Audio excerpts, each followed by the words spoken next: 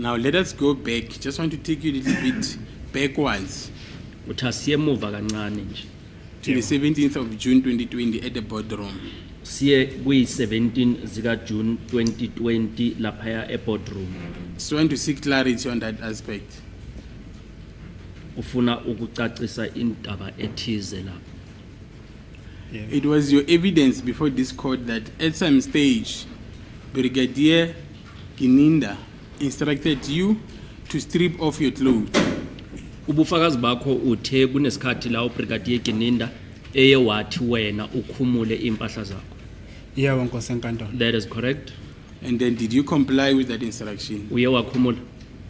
Ngikhumulile ngaphezulu Nkosi enkantolo. I took off my top. And that's the stage when Bambena came closer to you to look for tattoos. Kula uMabhena uye weza kuwe azobheka imibhalo yama-tattoo. Yebo Nkosi enkantolo. That is correct, my lord.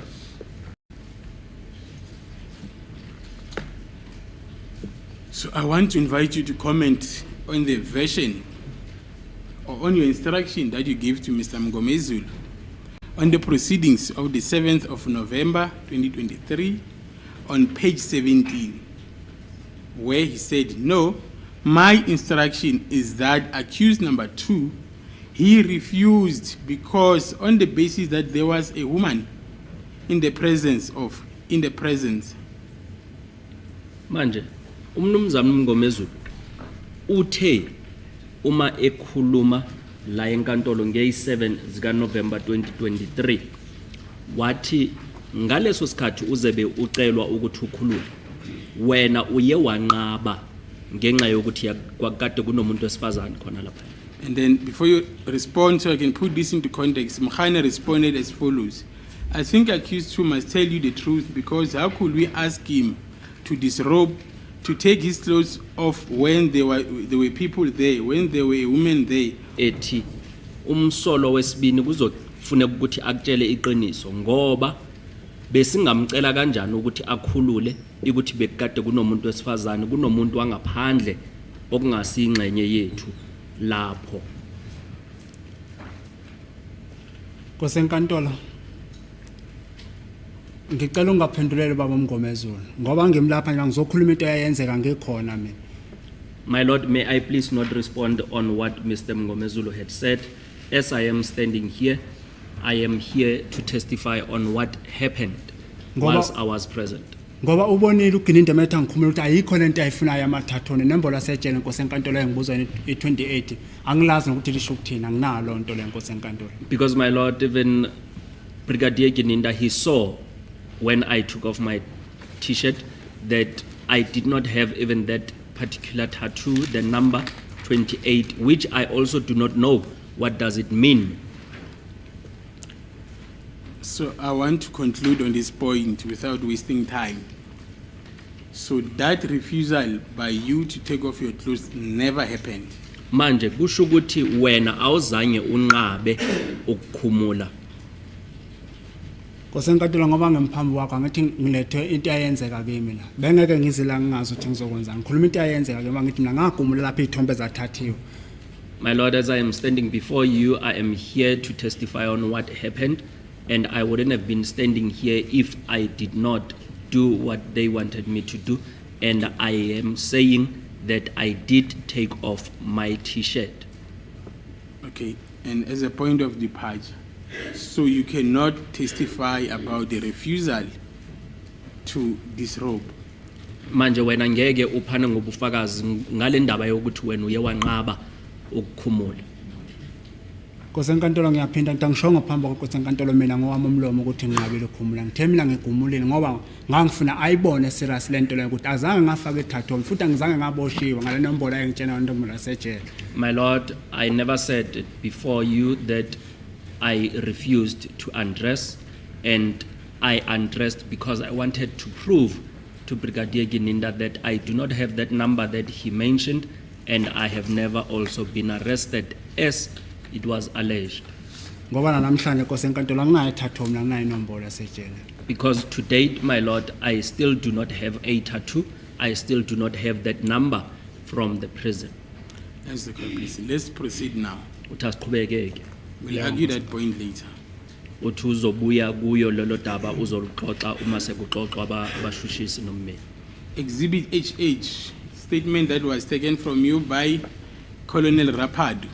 Siya ke kubufakazi buka HH istatement esathathwa kuwe sithathwa uKolonel Rapadu. It's in front of you, the original. Nayi ioriginal yakho. Yebo Nkosi enkantolo. Yes my lord. Can you recognize your signature on the statement Isignature yakho uyayibona as la? well as the pro forma? Yebo Nkosi enkantolo ngiyayibona. Yes, I can see it my lord. Is that your signature? Yona le signature yakho. Yebo Nkosi enkantolo. Yes my lord. And the thumbprint? Bese isithupha leso sikabani?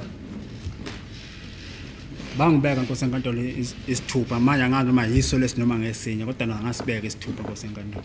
I did place my thumbprint, my lord. I'm not sure if this is the one or there is another one that was placed there.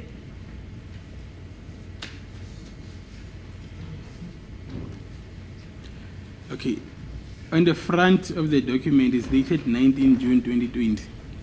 Uthi phambili lana ibhalwe i-19 June 2020. Uyakubona lokho? Yebo Nkosi enkantolo. Yes, I can see that. Time is 10 to 7. Isikhathi mizuzu elishumi ngaphambi kwehora lesikhombisa. Yebo Nkosi enkantolo ngiyayibona. Yes, my lord, I can see that. And then it was the person that contacted Colonel Rapadu is Colonel Gininda.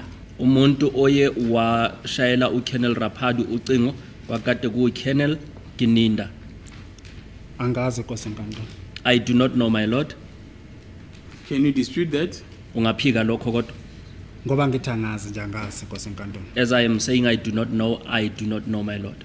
And then name of the suspect is Bongani Sandiso Ntanzi. Bese igama lomuntu oyikuthi umsolwa ubongani Sandiso Ntanzi. Ngiyabona Nkosi enkantolo. Yes, I can see that, my lord. Police station is Fosloras, case 63610 of 2014. Police station, Phosphorus, case number 636-10-2014. Ngiyabona Nkosi enkantolo ebhalwe. Yes, I can see that what is written, my lord. Charges murder and language of suspect is Zulu. Icala ebakuthwesa lona kwakade kuyicala lokubulala wena ukhuluma isiZulu. Yebo Nkosi enkantolo ngikhuluma isiZulu. Yes, my lord, I am Zulu speaking. And you were currently held at Pretoria North. Wawukade ubekwe esiphoyiseni sase Pretoria North.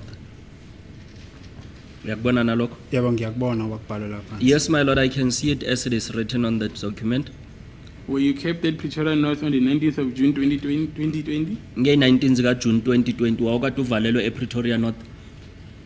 Angiyazi igama le-police station Nkosi enkantolo bangihlala ama-police station amaningi. Uma bekubhale bona la ayikho into engizothi mina ngenqa bakubhale bona ngithi kubhale bona kubhalanga mina. I do not know the name of the police station which I was kept at, my lord, as I was kept in a couple of police stations.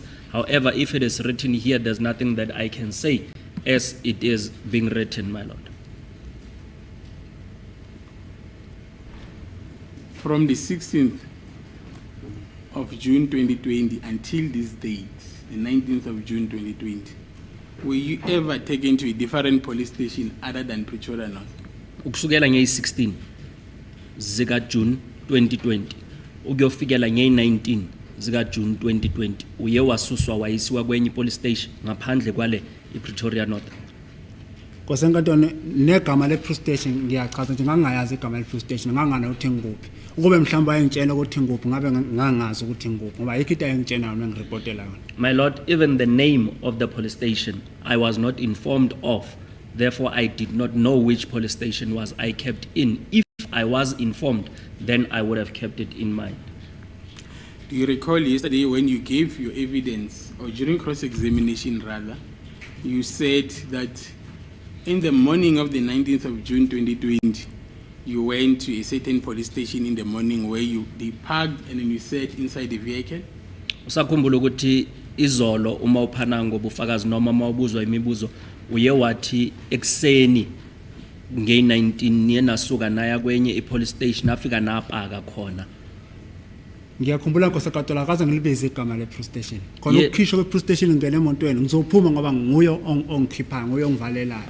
Ayikho into engizoyinqaba Nkosi enkantolo. Yes, my lord, I do remember, and I did not mention the name of the police station as I was moved by him, and there is nothing that I could have done as he had instructed me that I should go. Evidence led in this court is that that particular police station is Moroka police station. Ubufakazi obukhishwe la ukuthi Leo police station iMoroka police station. lenga kanje sakuyo Nkosi enkantolo Are you referring to the police station which I was taken to, noma lenga engalandwa kuyo ekseni or the one which I was kept at? The one you were taken to. Uthi le ewayiswa kuyo. yebo Nkosi enkantolo ngoba kusho wena Mina Yes. ngizothi ngoba into oyifundayo wena ebhalwe phansi nele onolwazi la mina Yes. ngazi angwazi ama police station la nama ngangiphumela enkantolo ngikhomba ukuthi ngangihlala la ngeke ngiwakhomba Yes, my lord, that is what you are saying, and there is nothing I can dispute as I do not know the police stations. Even now, I cannot be able to go and point out the police stations which I stayed in. And can you confirm that on the date you were driven into that particular police station on that Toyota Fortuner, white Toyota Fortuner? Uyavuma ukuthi nangalelo langa uye wayisiwa kuleyo police station kuhanjwa ngale Toyota Fortuner ebekade imhlophe. yebo Nkosi enkantolo ngalandwa ngefortune emhlophe Yes, my lord, I was driven with a white Toyota Fortuner. And then you confirm as well that at no stage on the 19th of June 2020 you were taken out of that particular Fortuner to another vehicle. Uyavuma futhi nokuthi akuzange kube nesikhathi la ukuthi ngalo lelo langa le 19 wasuswa kule Toyota Fortuner wayisiwa kwenye imoto. ayamanga la Nkosi enkantolo That is incorrect, my lord. No, you do not understand my question. I'm saying, okay, let me ask you in this way. Were you ever taken out of the Toyota Fortuner into another vehicle? Manje uthi ithabuze lo mbuzo ngalendlela. Ngalo leli langa le 19 sika June 2020 uye wakhishwa kwi Toyota Fortuner wafakwa kwenye imoto. ngasikhathi seni Nkosi enkantolo ekseni lemina ayikho imoto mina ngakhishwa kuyo nge19 ngafakwa kwenye imoto ngalokho nje ngeke ifortune At what time, my lord, are you referring to? Because there is no vehicle which I was taken into after being taken from the Toyota Fortuner on the 19th. Are you referring to in the morning, during the day, or what time? At any stage on that particular day? Uthi ngalelo langa le 19 nje nhlobo ilanga lonke awuzange ufakwe kwenye imoto. ayizange yenzeka lonto Nkosi enkantolo I have never been moved from one vehicle to another on the 19th. Okay, now let's take it a step further now. The AVL report locates that particular vehicle from this time that is noted,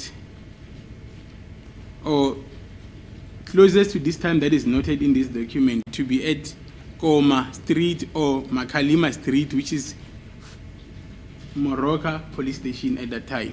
Manje ke lobufakazi bwe AVL bona bubonisa yona le moto le ngaso lesisikhathi noma ngalesikhathi esondelene naso lesi ukuthi le moto yayikade isekoma emgaqweni obizwa ukoma noma imakhalima eyikuthi lo mgwaqo loyo umgwaqo oseduze nepolice station yeMoroka. Nkosi enkantolo azange ngisho mina ukuthi imoto yahamba kuleli gama lestrata amagama estrata ngiwatshene nguye mina umshushisi mina ngithe imoto ngangikhishwe police station imoto ngiyobeka lapha efika ime khona ngibona ukuthi mhlambe ngipopolo ukuthi ngikuphi lapha engikhona kuphela qa into engikhulumela phambili Nkosi enkantolo. My lord, I never mentioned any street in my testimony. The names of the streets are being mentioned by the state, and all that I have said is that whenever the motor vehicle would stop, I would then peep and see where was the motor vehicle. That's when I would have knowledge. And at that stage, you were escorted by Constable Jonathan into the office of Colonel Rapad. Uthi ke ngaleso sikhathi kulayi ukuthi wena uye wathathwa uConstable Jonathan wakuthatha wakuyisa enkantolo lika Colonel Rapad. Amanga Nkosi enkantolo la. That is incorrect, my lord. Okay. Now let us proceed. Now on your version, which is not supported by anything, whether witnesses or AVL, you said you were taken to this place with ATMs, and then he could see there was a dumping at the back, and you made mention of something regarding papers. Manje ukuya ngobufakazi bakho oyikuthi abunayo into eyifakazelayo lobufakazi bakho. iAVL ayikhulumi ngabo, akunafakazi ozile ekhuluma nangabo. Wena uthi uye wayithathwa wayisiwa kwindawo ethize la kulahlwa khona izibi, la ukhulume ngabaphepha, wakhuluma nangokuthi kwakade kunama ATM endaweni lebo kade uyiswe kuyo. Yebo Nkosi enkantolo, mina ngikhuluma ngento engangiyibona. Yes, my Lord, I am testifying about what I saw. Le ngangiyibona phambi kwami yenzeka mina. Nkosi enkantolo ngoba ngimlapha ngizotshela Nkosi enkantolo into ayenzeka kimi. I saw what was happening, and as I was standing there, and even as I am testifying, I'm informing the court of what I saw. And it was your evidence that the man that you said you picked up at Chris Han Baragwanath Hospital gave you certain documentation. Wena ubufakazi bakho uthe lomlisa onimlande eChris Hani Baragwana uye wakunika amaphepha athize. Nkosi enkantolo ngithe amaphepha emotweni wawanikwa usayitsheni umhali benomabhena apha benemvilope. Amaphepha la anika wona la sengishawethi ngisayine ngenkani lapha sasingakuthiwa ngisayine khona amaphepha ngenkani Nkosi enkantolo. My Lord, I said he was given documents by Sergeant Mohani and Mabena. They gave him an envelope, and the documents that he gave me, it was when I was assaulted, and he said I should sign on those documents. Was it not your testimony said that the documents were handed to him by Colonel Brigadier Gininda? Wena awusho ngokuthi ubekade enikwe lamaphepha uBrigadier Gininda. Nkosi enkantolo ngithe amaphepha mina wawanikwa emotweni. My Lord, Ngoba wayehleli eduzane nami la. I said he was given documents inside the vehicle as he was seated next to me. Nge-envelope brown lenkulu. And he was given those documents where they were contained inside a big brown envelope. Ngoba ngihamba naye la ngemoto amaphepha uyawakhipha uhambe yawafunda ukuthi ayesho ukuthini angiwazi namanje kuye. As the vehicle was driving, he was taking out those documents and reading them. I do not know what was written on those documents. So that happened in your presence. Leyo nto yenzakele ukhona. Angithi ngihleli naye ngemuva emotweni. I was sitting with him in the vehicle. Siyahamba ngemoto masuka lapha esamgibeza khona. As the motor vehicle was driving from where we took him. And it was evidence before this court that Exhibit HH was completed by Colonel Rapadu in his own handwriting. He also signed those documents. Kuthiwe uKolonel Rapadu uyena owasayina leli phepha, uyena owaligcwalisa ngesandla sakhe. Nkosi enkantolo angithi mina ngimazi ukuthi wayebhalani ngoba wayehlela lapha phansi ehleli noduzane nobaba uGininda. Angimazi izinto ayebhala. My Lord, I do not know what was he completing, what was he writing as he was seated there with Brigadier Gininda.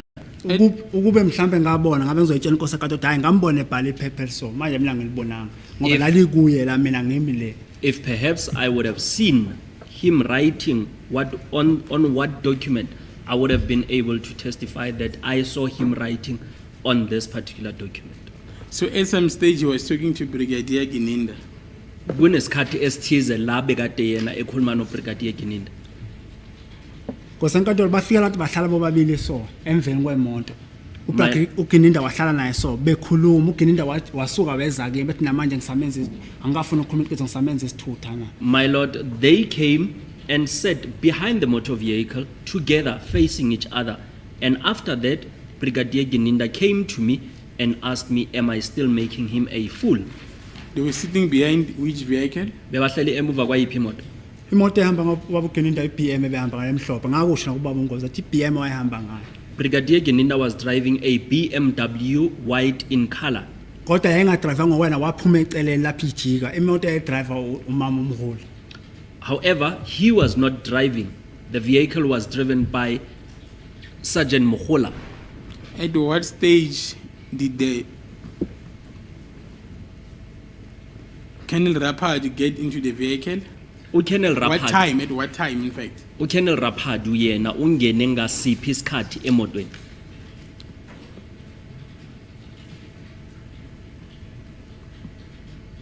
esibhedlela or sesilapha sasemkhona. This is the court, my lord. My lord, with all due respect to my learned colleague, time and time again, the witness has said, I didn't have time on me. I don't have any sense of time. And this question it's repeated over and over and over as the court pleases, my lord. Yes, Mr. Stanley. My lord, the witness can simply say, was it in the morning or it was in the afternoon?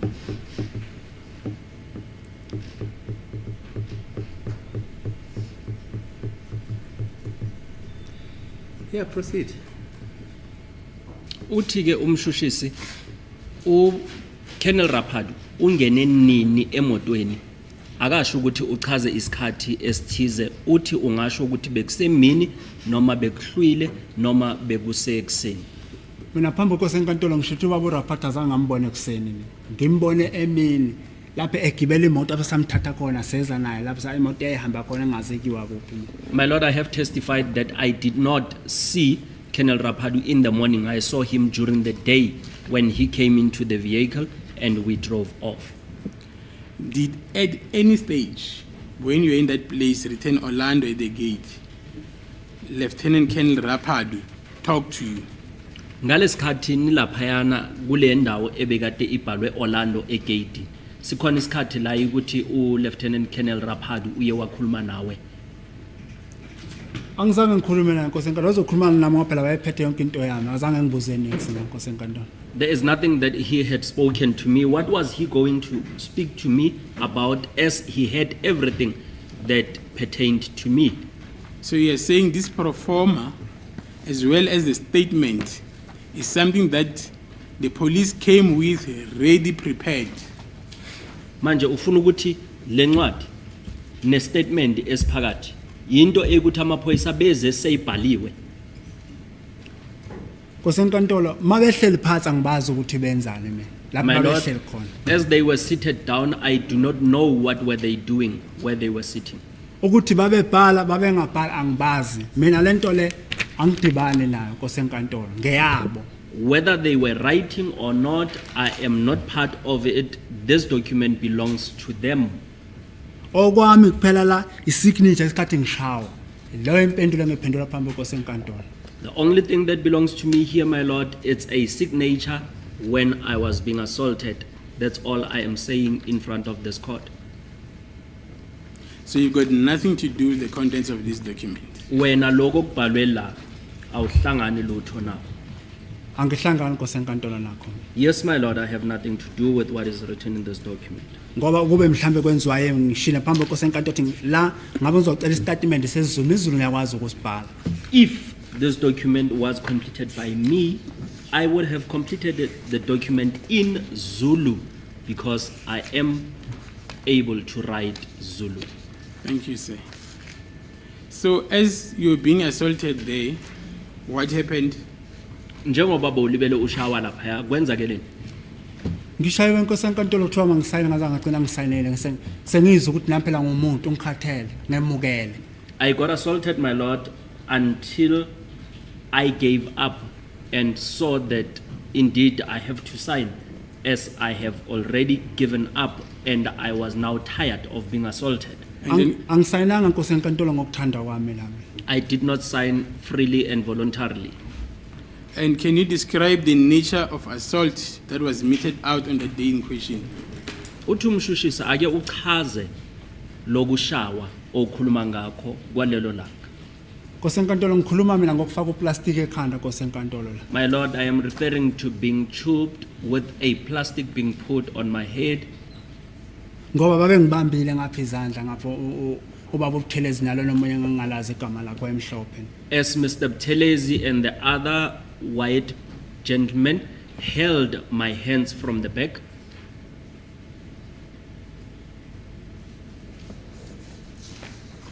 Ngaze ngabona ukuthi ka angisayini ama vele akekho nomuntu ongapha ngakimi. Maka lokho ukufaka uplastic ekhanda ukhisha kuthiwa manje awufuni. Ngiyakuyeka bekubulala ngizothini mina la. and my lord, that's when I realized that I need to sign as I have been assaulted and a plastic would be placed in my head and taken off, and then I would be asked, are you signing or not, or whether you want them to assault you to death. What was I supposed to do? I then realized that I need to sign, my lord. So all these arrangements, from taking a detour to Fosloras to that particular place, just for you to put a signature on that document. Manje ukulibele yonke lendawo la ukube kade kusukwa khona kusukwa kuyiswa eFosloras bese naqhezuka emgaqweni niya laphayana ngasesibhedlela nje ukuthi wena uyosayina kwakade kuhanjwa yonke leyo ndlela ukuthi wena uyosayina. Nkosi enkantolo nakho kwenzekile ngithi. My lord, that's what happened. Nawa ngisho namanye Nkosi enkantolo thokwami signature la okwami ngenkani ngeforce bengiforce ukuthi angisayine la kube mina engangiforce Nkosi enkantolo namanje ngiyasho phambi kwakho ngangeke ngisayine lento. And my lord, all that happened from me, it's for me to sign. If I was not forced to sign, I was not going to sign, my lord. Okay. Said you were tubed. What else was done to you? Uthe ufakwe uplastiki wachupiwa yini enye into ebakwenze yona? Nkosi enkantolo ngithi mangifaka uplastic la bengibambe ngapha ngizama ukuphunyuka ngethe bayangibamba straight bangipressa so. My lord, as they have put a plastic on me and they have grabbed me with my hands, I was trying to get off the grip. Ingakho ngiyaqala mangingena lapha eboxing ngitshela Nkosi enkantolo lento ayenzeka kimi angimfisele omunye umuntu ibhlungu namanje enhlizweni yami. And my lord, that is why even when I started testifying, I said what happened to me, I would not wish that it happened to anyone. Ingakho That ngize thing is painful. ingakho ngize ngakhipha namagama uthi uNkulunkulu ababusise. And that is why I even uttered the words that may God bless them. Okay, it's fine. I heard you. Uthi kulungile ukuzwile So umfundisi. all this was happening in the presence of Colonel Rapad. Konke lokhu kwenzakele uKennel Rapadu ekhona. Ukhona ngithi iphoyisa elikhulu ngizothini mina ukhona. Yes, he was present as he was one of the senior police officers. And then, who approached you for a signature? Ubani oze kuwe wathi usign? Angithi bebe masobele babugcinile bethi namanje awufuni siyakuyeka bekubulala mangithi ke okay lethana ngisayini uyangineka ngiyasayina ngizothini mina Nkosi enkantolo. They came with Brigadier Gininda and they asked me, are you still refusing to sign or should we let them kill you? And they brought the document with a pen and I opted to sign. Did Colonel Rapad utter any words? Colonel Rapadu yena ikhona into aye wayisho kuwe. Ukhona raphathe Nkosi enkantolo mayebambe iphepha sokukhuluma uGininde besethi bese ngithi mina hayi lethana ngisayine baye uyangineka ngethu uyakhomba ukuthi sign la ayikho into engizoyinqaba Nkosi enkantolo mina. My Lord, Colonel Rapadu had the document and Brigadier Gininda was speaking. When I said, bring the document, let me sign, he gave me and he paged through and showed me where to sign. Was that his only involvement in regarding this document? Yona yodwa into ayenzile uKolonel Rapadu ukuthi akunike incwadi ukuthi signa la. Njengoba ngisho Nkosi enkantolo kunjalo ngicima Nkosi. As I am stating it, my Lord, that's how it happened. Nothing else. Ayikho enye into aye wayenza yena. Azange ngibuze ningisi Nkosi enkantolo. He never asked me. Ngisho igama lami akazange ngibuze. He never asked me even a single question, even my name. He never asked. Ngoba iID yami ayiphethe ngimbona ephethe nephepha so. What I saw is that he was in possession of my ID document together with the document that he had. No other words he uttered. Akazange akhulume elinye igama. Nkosi enkantolo noma mhlambe kukhona khuma nami ngumuntu ngiyakhohle kodwa wena izinto eziningi azikho ngibuza zona ngaleli phepha mina Nkosi enkantolo. My Lord, even if there are words that he might have uttered, I am a person, I forget. Perhaps I might have forgotten. However, a lot of things he never asked me pertaining to this document. So a lot of things he did not ask you pertaining that document. Uthi okuningi akazange akubuze mayelana naleli phepha. Ngithi Nkosi enkantolo mina namanje angidibani naleli phepha leli phambi kweNkosi enkantolo. Okwami la ile signature ngayisayina ngenkani. Ngiyayivuma ngeyami ngayisayina ngenkani. Angisayinanga ngoba ngithanda. My Lord, I am still maintaining that a lot of these things I do not know, and what I am confidently agreeing to, it's my signature. I agree that this is my signature. However, I was forced to sign here. When you were being assaulted, did Colonel Rapadu say anything Ngalesikhathi to ulibele the ushawa. police officers? Ngalesikhathi ushawa. uKolonel Rapadu ikhona into aye He's already answered to say he may have uttered certain things, but I'm human, I forgot.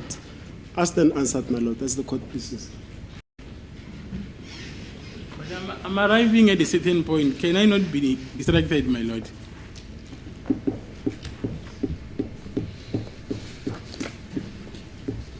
A version was put on your behalf that Colonel Rapadu, trying to find the relevant page, said or inquired from the police that were there, considering your condition, that if you were still alive,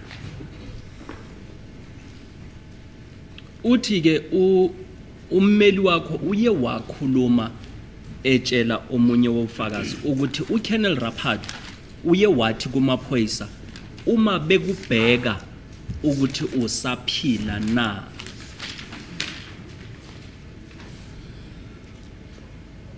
Ngiyathemba Nkosi enkantolo akusinto ephuma emlonyeni wami leyo. I believe, my lord, that is not what I said, Akaze ngibhekise into phambi kwenkosi enkantolo mina. as I did not mention it in front of this court. 26 October 2023, on page 18, this what was said to Colonel Rapadu. Nge-26 zika October nyakenye nayi into eyakhulunywa kuye uKolonel Rapadu. 16 to paragraph line 16 to 20. So, and I quote, quoting at Mr. Mngomezulu. So the torturing, the tubing, the assaulting of the accused carried on until you were sorry and you told the police officers that were around. After seeing the condition of the accused, you asked them, is he still alive? And Mr. Mngomezulu proceeded to say, that is the question you asked. Uthi ke ummeli wakho uye wathi kuKolonel Rapadu kusho ukuthi ukushawa ukuhlukunyezwa nokuchubiwa kwakamsolwa buye kwaqhubeka kufikela wena Kolonel Rapadu uze umbona waze wabuza ukuthi usaphila nalo umuntu olibele eshawa. Nkosi enkantolo angeke ngikwazi ukuphendula baba Mngomezulu la lapha eboxini. Ngiyathemba mina into engikhulumile into ephuma emlonyeni wami phambi kwenkosi enkantolo. Azange ngithi ubaba Mngomezulu ubuza ubaba uRapadu uthi cha ngeke ngikwazi ukuyiphendula Nkosi enkantolo. My lord, I would not be able to respond on behalf of what Mr. Mngomezulu had said. I believe what I have testified on is what comes from me, and I did not mention anything with regards to Mr. Mngomezulu. But did you hear this particular part of evidence when it was put to Colonel Rapadu? Kodwa ubuzwile lobo bufakazi ngalesikhathi bucebi kutshelwa uKolonel Rapadu. Nkosi enkantolo ngiphinde nayizola ngasho la ukuthi mangihleli lapha ziningi izinto ezikhuluma enkantolo nami ngumuntu.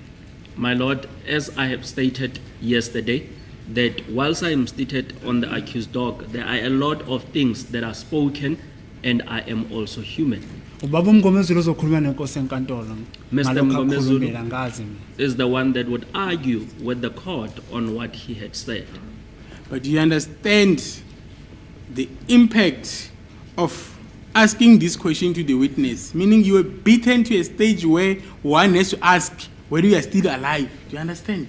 Kodwa uyazwisisa na ukuthi lo mbuzo obekade ubuzwa ufakazi wona wawukade uthini, okuchaza ukuthi ushawe ngendlela ebeyikuthi umuntu bekwamele azibuza ukuthi lo muntu usaphila na. Ngithi namanje Nkosi enkantolo ngeke ngikwazi ukuphendula ubaba Mngomezulu ngoba namanje Nkosi enkantolo ukube la khona ijini lengangigqokile. Inkosi enkantolo bengeke ithanda ngendlela ejini leyo engcole ngayo. My lord, as I am stating, I would not be able to respond on what Mr. Mngomezulu had said. Next, However, if the court could see the jean that I was wearing, the court would not like it. Necathulo ezayigcwele dust mangathiwa nje sekhona mangathiwa ngangayikhipha ngayivezela inkosi enkantolo wabayithathanga. And even the shoes that I was wearing, the dust that was on those shoes, if I would have been able to show them the court would not also like that. Ingakho nje ngiphambi inkosi enkantolo ngithi ama ngilapha inhliziyo yami ibuhlungu inkosi enkantolo lelo gama lamanje alifuna emlonyeni wami ngeke liphele ngoba ngimi lapha nje inhliziyo yami ibuhlungu ngendlela ngangihlukunyezwa ngayo. And my Lord, that is why I keep on mentioning that my heart is broken because of the way I was treated and assaulted. So you see, with that version, and then put it to you that what you are telling this court is improbable, it did not happen, you are just making up a story. Uthi umshushisi uyakutshela ukuthi lento oyishoyo ayikwazeki ukuthi ingayenzeka. Ayenzekanga futhi wena uyaziqambela. Inkosi enkantolo yenzeka lento engikhuluma ngayo inkosi enkantolo ngoba ngilapha phambi kwakho yena wayengekho yena ukhuluma ngamaphepha awaphethe wayengekho yena la esasikhona thina. My Lord, what I am testifying on indeed happened, and the state was not present. The state is just speaking as they are in possession of exhibits. And I am qualifying, which I am telling you now, because the AVL system does not locate that particular motor vehicle that you were transported in on that particular day. Ukuthi into eyenza ukuthi ayisho leyo nto ngesibindi ukuthi ayenzeka ingoba iAVL akukho la ibeka le moto ebukade uhanjiswa ngayo kule ndawo ewichazayo. Inkosi enkantolo namanje ngiyaphinda la ngithi mina ngeke ngiphendulele into engayazi le akhuluma ngayo umshushisi ngeke ngize ngiyiphendulele. Ngani ngoba mhlawumbe kube nginolwazi la bengizoyitshela inkosi enkantolo ukuthi hayi kukanje manje angazi ngalento engikhulumela yona. My Lord, I repeat, I would not be able to respond on what I do not know. As the state is referring to the AVL, I do not know anything about it.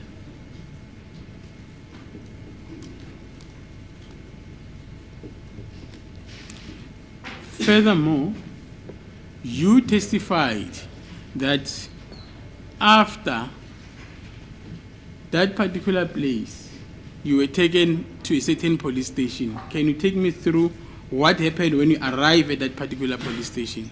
When I get uye waqhubeka wathi uma uqeda ukushawa kuleyo ndawo uye wayisiwa kuleyo police station. Uthi umshushisi akumchazisele ke ukuthi kuleyo police station kwenzakeleni. Kuleyo police station inkosi enkantolo masingena phakathi sifike sama. At the police station, my Lord, when we got inside, we stopped. Ngehla ngajika ngapha nomkhana. I alighted the motor vehicle and went the other direction with Mukhani. Mafela ngabe siyajika waqhamuka lo yena ubaba lo ngingamazi uqhamuka kuphi manje ngoba ngimbonanga engena mina. And whilst we were in that place, then this particular gentleman came and I did not see where he came from. Ngajika sabuyela phambi kwemoto yena ifortune lapha engasitubhela khona amaphepha la kuthiwa ngisitubha ngakhona. And that is when we went back to the Fortuna, and that's when I was asked that I did not put in my fingerprint on.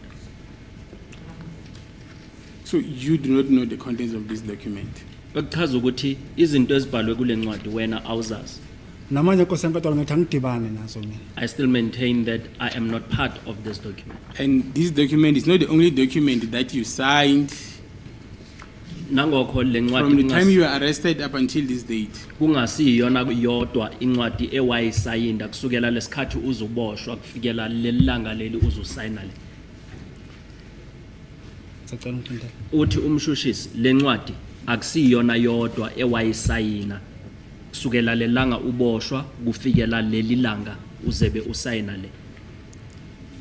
Inkosi enkantolo ngithi mina zikhona izinto engisayine ngenkani. Angazi ukukhuluma ngaziphi umshushisi phambi kwenkosi enkantolo. My Lord, there are certain documents which I was forced to sign. Therefore, I do not know which document is the state referring to.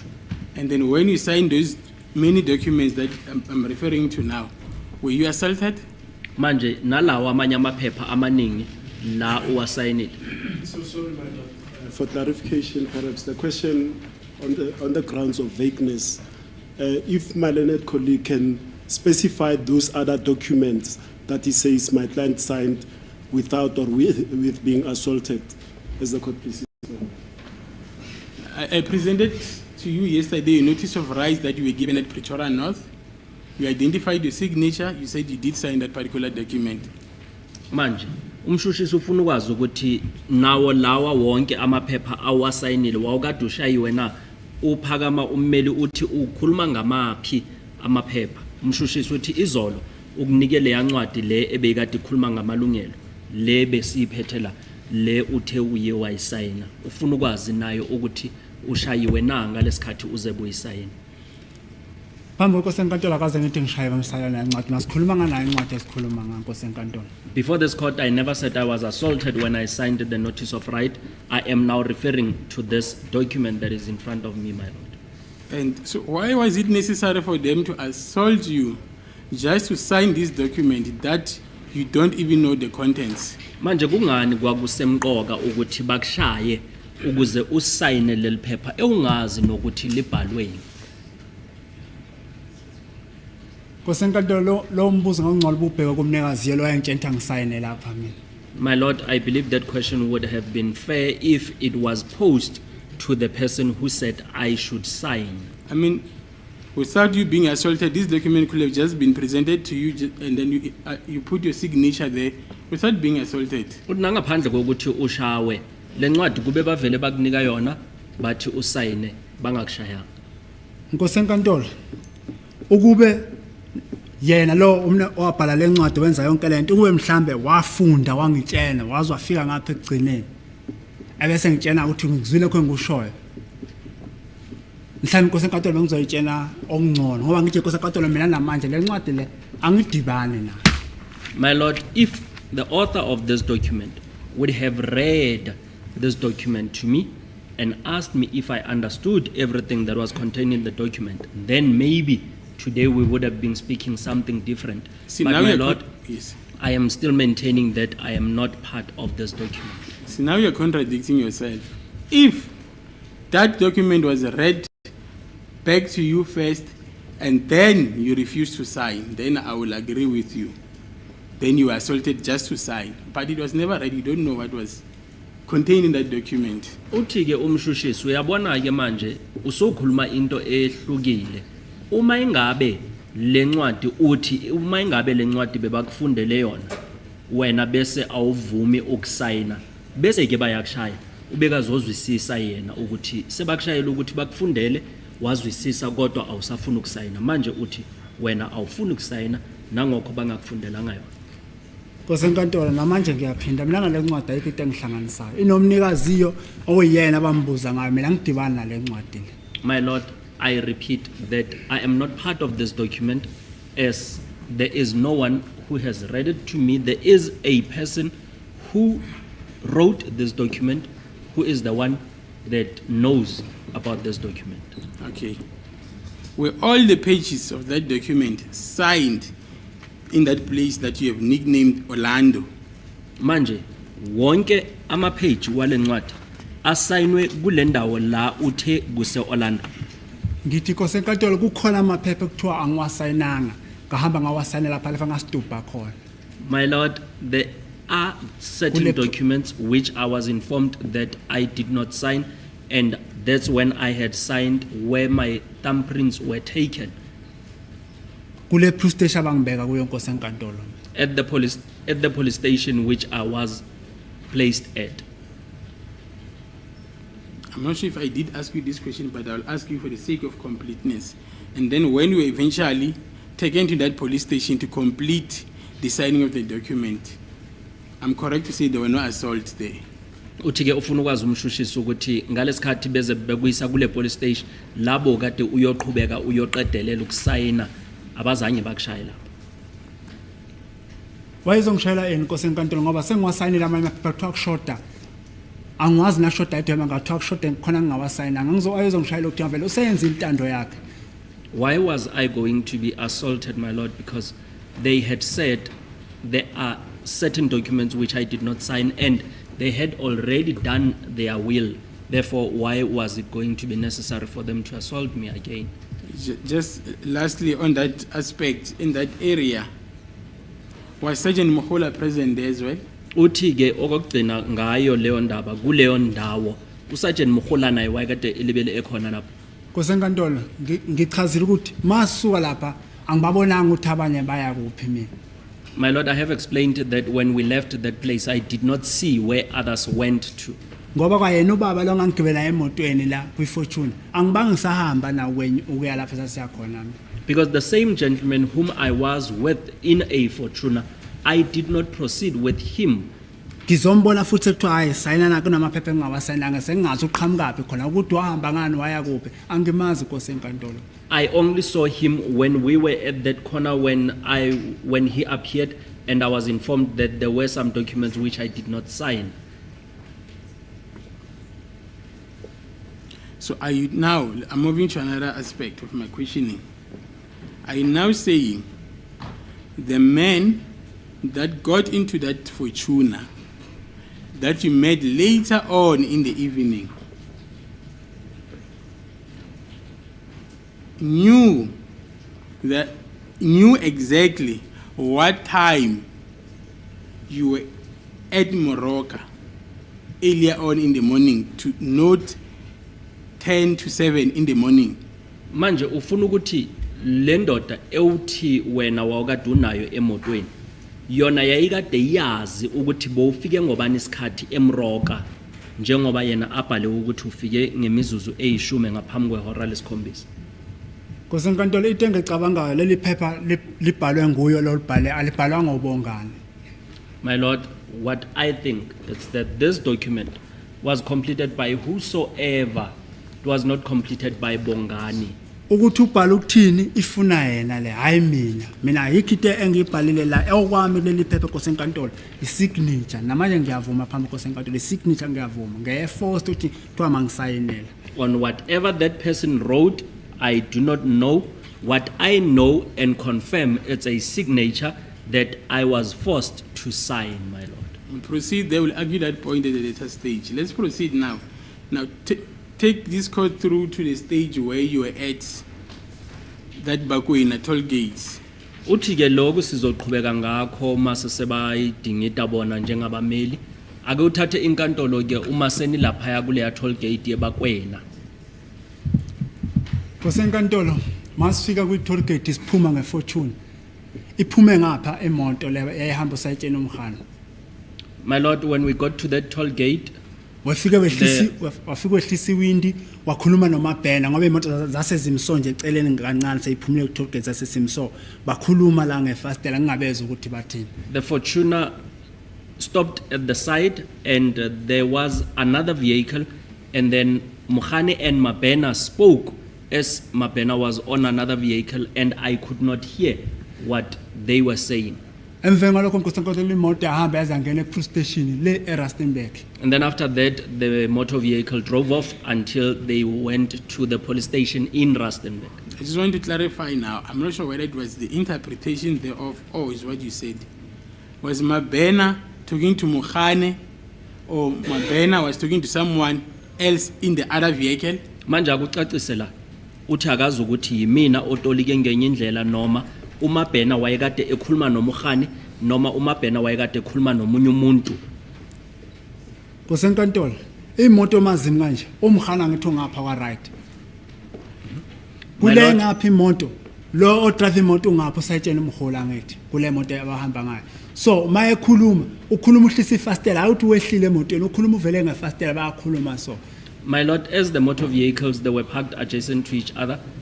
As Mukhane was speaking to Sergeant Mohola, who was in another vehicle, the window had been taken down, and it's not like he had alighted the motor vehicle. No, I wanted clarity on that. Uthi bekafuna ukucaciselwa yona le ndaba. Yes, and then the car arrived at the police station. Which police station is that? Imoto yafika ke police station. Ukhuluma ngayiphi police station? Sikhuluma nge-police station yasePhukeng Kosenkantolo. We are referring to the Phukeng police station. And then what happened there? Kwayenzakalani lapho? Masifika lapha safika sangena ngaphakathi nabo sonke.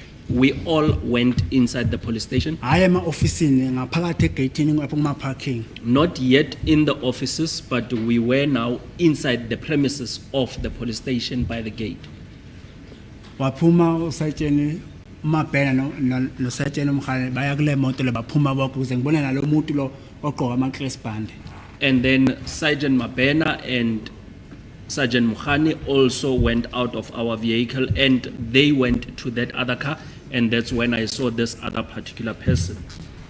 Bakhuluma ke lapha phandle babekhuluma lapha babe khona imoto emveni ngalokho wehla usayitsheni uMkhane wahamba straight wakwangela lapho kwagcwele khona amaphoyisa ngaphakathi lapha ephukeni. They then spoke, and after that, Sergeant Mukhani went straight into the police station where there were other police officers in Phuken. Ukuthi wayethini kuwangazi mina. I do not know what was he saying to other police officers. My lord, will be the perfect time to take the 15 minutes break? I see it's 11:27. Okay, 15 minutes back then.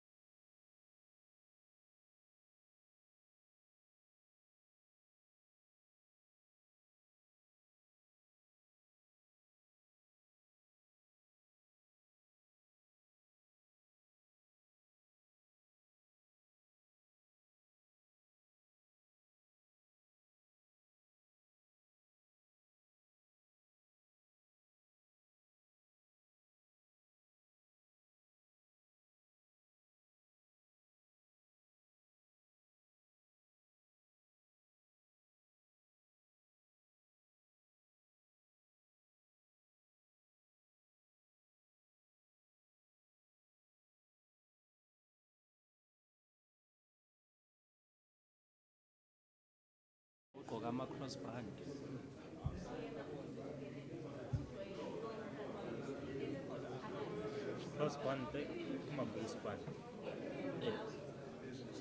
Ngikhona kunjani? Uphume ngapha. Manje. Ula ephasitshini. La manje ephasitshini.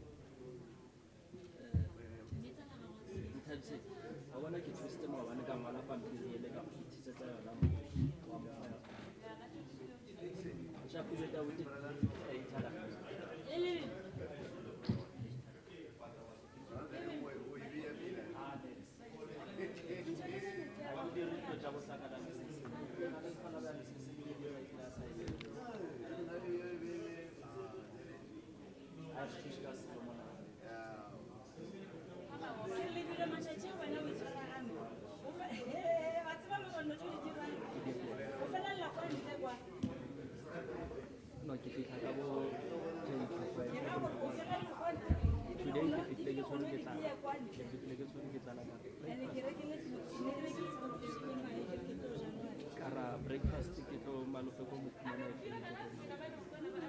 because Ke je ntate matsi wile a tsena a ra re mmele ka etla a re ka ke rekile ntse stockfish ke tlo January. Shoang mara.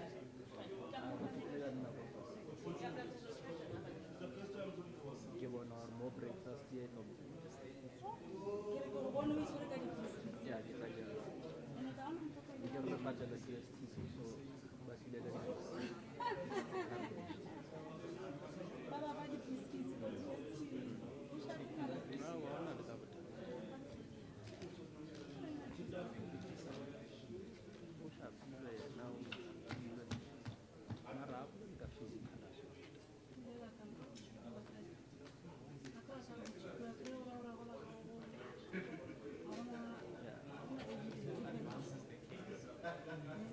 abe roger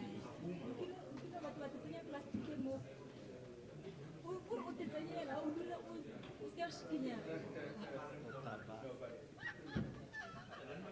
di plastic e jwang sai ke ra hore bona ha bona ka mo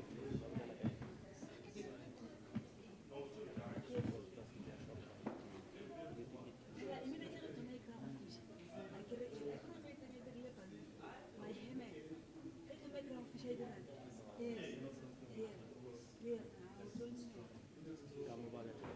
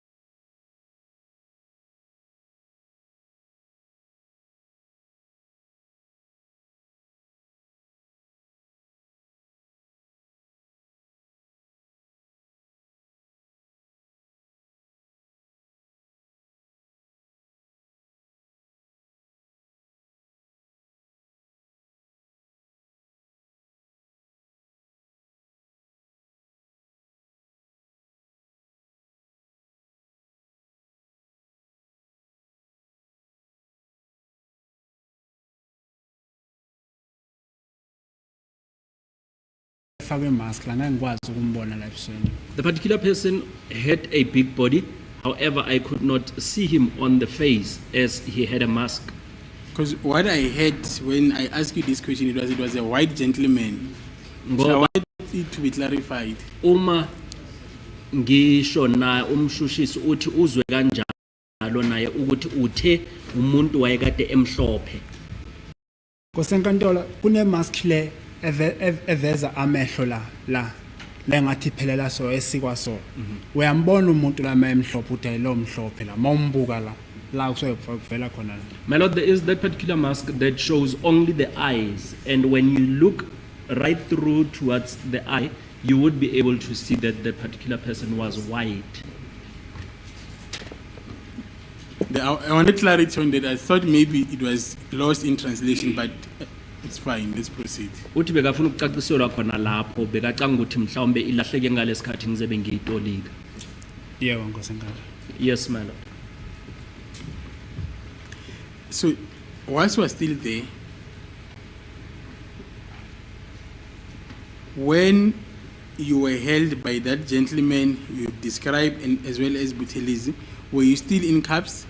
Ngalesikhathi ubanjwe yilomlisa lo othi wayekubambe noButhelezi. Bo usafaswe izankosi. Kosenkantolo ngangifaswe sona izandla zami la. Azange ngathi ngifaswe sona. Ngifaswa ngemuva izandla zami. I was still in cuffs and the hands were at the back, my lord. I never said I was cuffed from the front. And then when you were made to sign those documents, were the cuffs taken off at some stage? Ngalesikhathi bathi usayine ke amaphepha lezankosi ziye zakhululwa. Bakhiphe C1 Kosenkantolo sakwa right. One of the cuffs were removed, especially the one which was on the right hand side. Okay, fine. I just want to make sure that I ask you this question. Fingerprints, were they taken there at Orlando near those ATMs? Manje uthi isithupha sithathwe laphaya khona eOrlando la bekade kunalama ATM. Kosenkantolo ngisithatha isithupha khona Orlando babephethe lento le.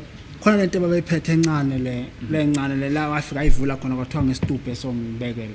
Yes, my lord, it was taken in Orlando because that ink print was there in Orlando and they said I must put my fingerprint, and then that's when I had placed it. Who was in possession of that particular item you're referring to? Ubani lo bekade eyiphethe lento le ebathe ubeke isithupha kuyo. Angithi Kosenkantolo mangishawa mina umabheno wafika wayivula phambi kwami ethi ngiyathelisa la beka la ubaba lo ebambela amaphepha la. Mabena opened it as I was being assaulted and he was in front of me. He opened it and said I must put my thumbprint and then put it on the document.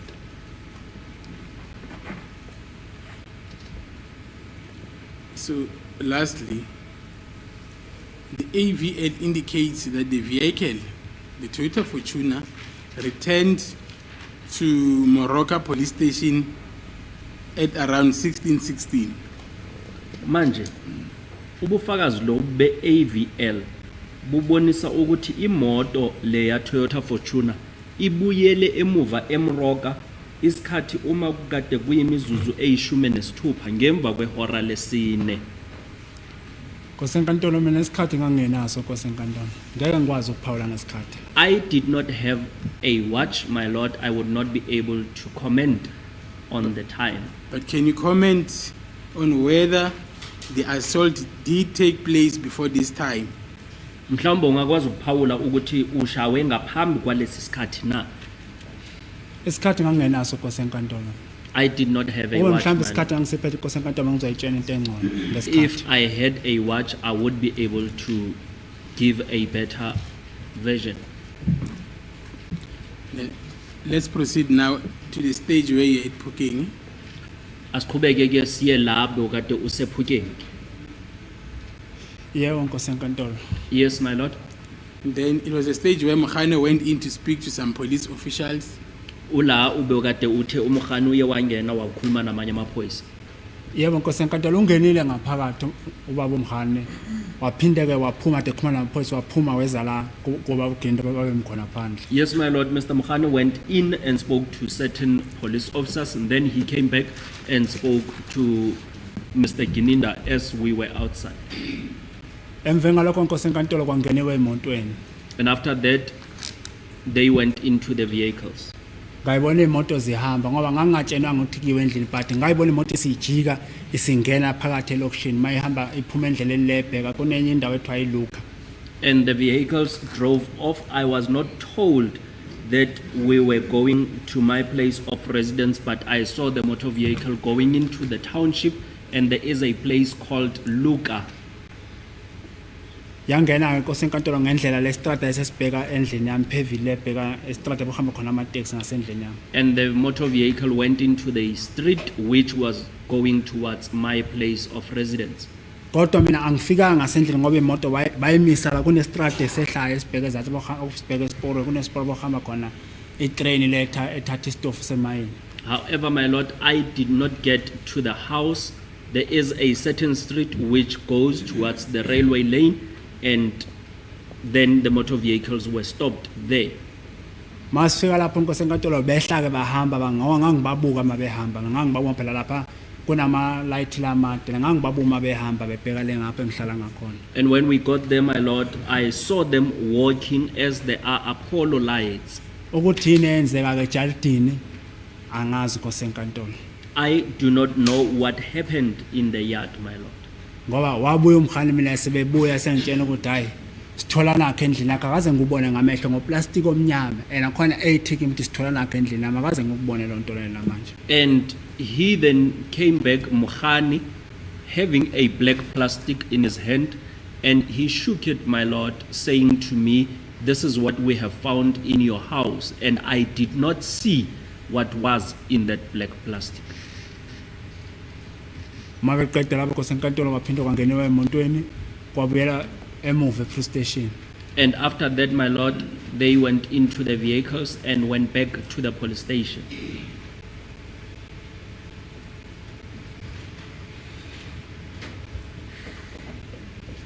Sergeant Mukhane and Sergeant Mukula testified before this court that when they went inside your house, you were present as well. Usergeant Mukhani no Sergeant Mukhula bathe bona uma bephana ngobufakazi la bathe uma beya endlini kwakho bokhona lapho. Nkosi enkantolo ngamanga la Nkosi enkantolo. Those are blatant lies, my lord. They indicated that they went inside your house and then they started to search and then they found ammunition. Bathi bona bangenile endlini uma bephuthuza lapha endlini bathola inhlamvu. Ngamanga Nkosi enkantolo lona iqiniso lo. That is incorrect, my lord. And as a result, you are arrested now for the possession of unlicensed ammunition. Bese ke wena kulaye ukuthi uye waboshwa uboshelwa ukuthi wawukade uneinhlamvu ezingekho emthethweni. Ngoba kwakusho bona Nkosi enkantolo kwangasho mina kodwa inhlamvu mina ngiyibonanga namhlanje lokho. As they were saying, my lord, it was not said by myself, and those ammunition, I did not see them to date. And Brigadier Gininda also testified before this court that on the night in question he was there, however he did not go inside the premises. Ubrigadier Gininda naye uthe ngalolo suku wayekade ekhona kodwa akazange angene endlini. Angimazi endlini Nkosi enkantolo kwangena angithi mina ungishiye emotweni uhambile yena nalaba hamba nabo uMabhena noSergeant Mkhula noMkhane nalo baba amaClass band ukuthi endlini bangena la bangena ngamina ngazi.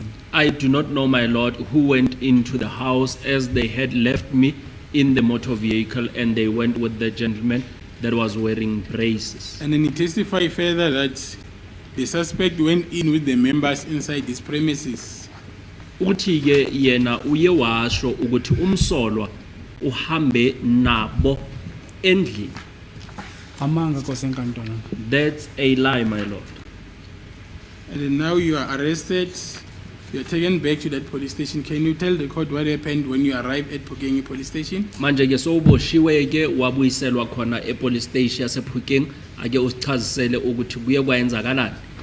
Kosenkantolo masifika e-police station bengihlele emotweni behlile yena usayitshena umhami ngisheke noMabhena but wangena ngaphakathi nosayitshena umhula ngaphakathi lapha ngoba une glass ngangibabwa ngingaphandle imoto yayibuka iglass bengaphakathi ngalo ukuthini babeyibhala ngazi Kosenkantolo. My lord, we went back to the police station, and when we arrived, then Sergeant Mukhola and Sergeant Mukhani went out of the vehicles and they proceeded into the police station. There is a glass there and I saw them. I do not know what were they writing. Mayebuya lapho Nkosenkantolo ubuye senginika nalo iphepha namanje lele ngiliphethe ngithi lona phepha enganikwa lona lokho ngaboshwa leli wathi nama ngisayine kuleli phepha le. And when he came back, he then presented me with this document, which I still have, and that is the document that I'm maintaining that I was given, and I still have it to date, and I was instructed to sign that document. Wangitshela ukuthi ke uyangicharge uthole inhlamvu zesibhamu endlini yami ngalokho ngimbuza ukuthi ziphi lezo nhlamvu lezo mina ungikhombisa zona amandla kaze ngiyibone Nkosenkantolo. And he told me that I am being charged for possession of unlicensed firearm and unlicensed ammunition, my lord, and I asked him where were those ammunition, as I have never seen them even to date. Okay, let's pause there. When they went to your premises, did they tell you what were they looking for?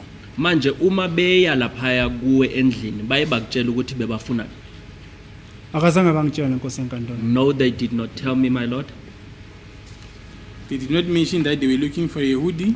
Abazange bakutshela ukuthi bebakade befuna hoodie. Lokho Nkosenkantolo ngokuqala emakhuluma la. I only heard that as it was testified in court. Okay, proceed now. That document was given to you. Qhubeka ke bakunika leyo ncwadi. Maye nginika le ncwadi uMabhena wayithatha wayibuka. And when he gave me this document, Mabhena took it and looked at it. Wasengitshena ukuthi leli phepha leli uma ngayanga enkantolo ngomsombuluko kuzoba kuchaza ukuthi shithi anginacala ngathi mina ngathi liphi leli linye ngicharge ngalo ngoJune 16 ngoba phela nalo sungichargele angiyile enkantolo. And then he informed me that if I do not appear in court by Monday, then it would mean I was found not guilty. And then I asked him, where is the initial document which I was charged on the 16th of June? Namhlanje Nkosenkantolo akaze ngithola impendulo. And to date, I did not get a response. Was that interaction you had with Mabhena ever